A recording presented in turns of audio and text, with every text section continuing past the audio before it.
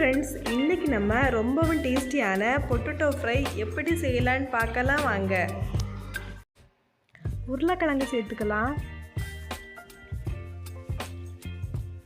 மிளகுத்தூள் சேர்த்துக்கலாம்,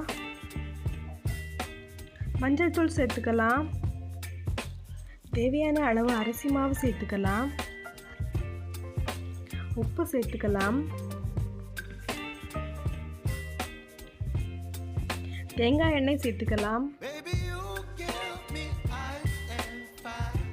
இது எல்லாத்தையும் மிக்ஸ் பண்ணிக்கலாம். தோசை கல்லில் தேவையான அளவு எண்ணெய் ஊற்றிக்கலாம்.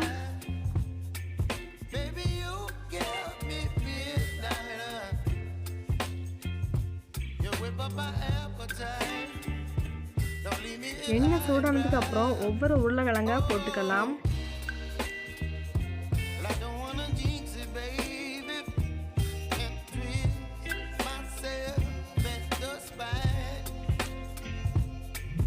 திருப்பி போட்டுக்கலாம். லாஸ்ட்டாக கருவேப்பிலை தூவி இறக்கிக்கலாம். இப்போ நமக்கு ரொம்பவும் கிறிஸ்பியான பொட்டேட்டோ ஃப்ரை ரெடி. இந்த வீடியோ உங்களுக்கு பிடிச்சிருந்ததுன்னா லைக், ஷேர், சப்ஸ்கிரைப் பண்ணுங்கள்.